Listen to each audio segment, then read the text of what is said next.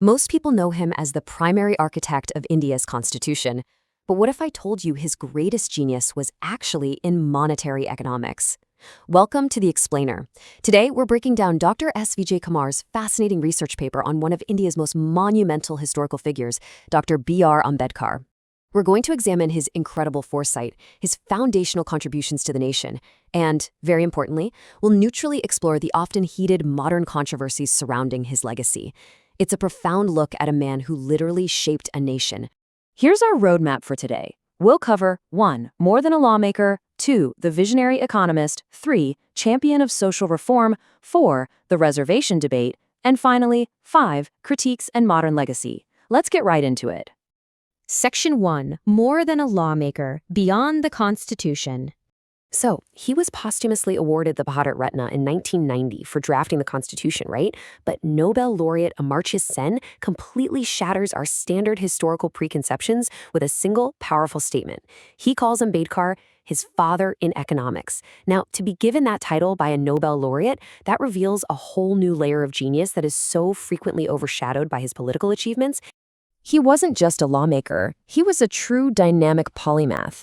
I mean, think about it. His 1923 PhD thesis on the problem of the Indian rupee didn't just sit on a dusty shelf somewhere.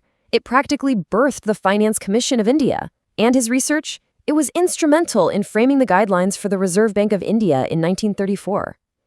Add to that his role as a staunch feminist who drafted the Hindu Code Bill, and being the founder of employment exchanges, you start to see a man building the very infrastructure of a modern state from the ground up. Section 2. The visionary economist, solutions ahead of their time. Let's look at his problem-solving mindset. When faced with unproductive large landholdings, he didn't just guess, he used hard data to prove a massive point.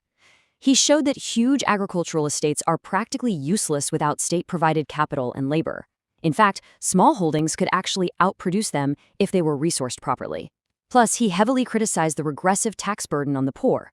Long before it was popular, he advocated that taxes must strictly be based on a citizen's paying capacity, even suggesting agricultural lands should be entirely exempt. To execute all of this, he fiercely advocated for something called democratic state socialism. This was a four-step framework aiming for total equity. Basically, the state would own and run basic industries, nationalize insurance and agriculture, distribute village land for collective farming, and provide all agricultural inputs like seeds and capital. Now, the Constitution Committee ultimately rejected this specific framework, but it totally highlights his uncompromising focus on equitably distributing wealth and resources for the poorest citizens. But here is where his foresight becomes truly uncanny.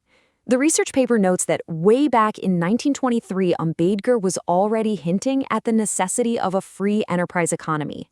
He was touching on globalization, liberalization, and privatization.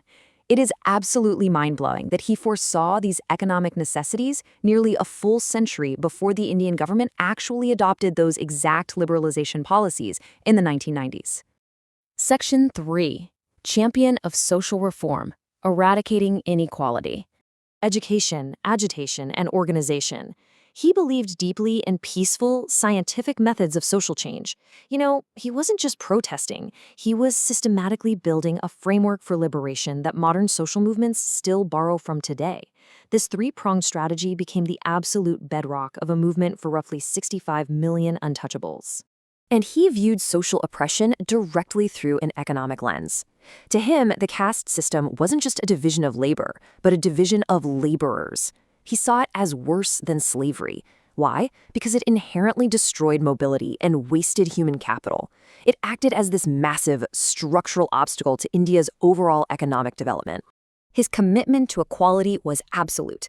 He viewed women's empowerment, specifically drafting the Hindu Code Bill to ensure equitable property rights, and the total destruction of the caste system as non-negotiable prerequisites for India's progress.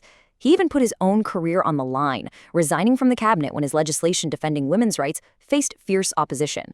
He also famously converted to Buddhism to protest casteism and actively advocated for intercaste marriages to break down those societal barriers. Moving on to Section 4, the reservation debate, intent versus reality. Now we reach the critical analysis portion of the paper, exploring the most intensely debated aspect of his legacy. There is a massive, documented gap between Ambedkar's original intent for temporary protective discrimination, which, by the way, was meant to cease in 1960 under Article 334, and our modern reality. Today, the paper notes, political parties have extended reservations repeatedly, most recently to 2020 via the 95th Amendment. Often they are utilized as political vote banks rather than conducting deep, structural analysis on their actual effectiveness. This point is so pivotal that even his own grandson, Prakash Ambedkar, is quoted in the research highlighting this exact discrepancy. He notes that Dr. Ambedkar reluctantly agreed to reservations, but he didn't actually believe legislation alone would change societal views, so making the current, heavy reliance on prolonged reservation policies a significant deviation from his true original ideology. Which brings us to a powerful number, 79. The author of the paper argues that 79 years after the Constitution came into existence, we are desperately overdue for a rigorous, objective review of these policies. The paper catalogs several severe modern critiques of the current system. Critics argue that a creamy layer now monopolizes the benefits, which unfortunately leaves the truly needy behind. Compounding this issue, ignoring economically backward classes across all castes causes intense frustration among high-scoring youth in forward castes, and that contributes to a massive brain drain of top intellectual talent out of the country. So the crucial point raised by critics here is that the system currently risks fragmenting the nation as more castes violently demand quotas, which is the exact opposite of the unified social fabric Ambedkar wanted to weave together. Section 5. Critiques and Modern Legacy, a Complex Figure. The paper impartially examines the severe historical criticisms leveled against his political maneuvers. On one hand, authors like Arun Shourie fiercely attack his patriotism, portraying him as power-hungry and a stooge who opposed the freedom struggle. But on the other hand, supporters counter this with strong historical evidence of his strategic brilliance. They point out that he actually sheltered underground Congress leaders, attacked the British at the Round Table conferences, and made massive compromises, like the Pune Pact, which essentially saved Mahatma Gandhi's life. The critiques extend to his social views as well. The paper objectively notes that writer Arundhati Roy has criticized his views on Adivasis, or indigenous populations, as being patronizing. Meanwhile, others heavily criticize his staunch, lifelong opposition to Hinduism as an oppressive, Brahmanical religion. The ultimate takeaway here?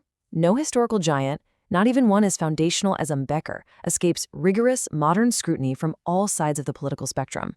Yet, when we step back and look at his timeline, the sheer scale of his contribution is undeniable. From publishing his thesis on the rupee in 1923 to helping frame the RBI in 1934 to his economic thoughts in 1947, all the way to his posthumous Bharat Ratna in 1990. To evolve from a brilliant monetary economist to the ultimate architect of a massive democracy is unparalleled in modern history. As we wrap up this explainer, we are left with a vital question to ponder. How do we honor Dr. Ambedkar's incredible vision for a united, modernized India while honestly and safely addressing the ongoing modern struggles for merit, economic fairness, and true social integration?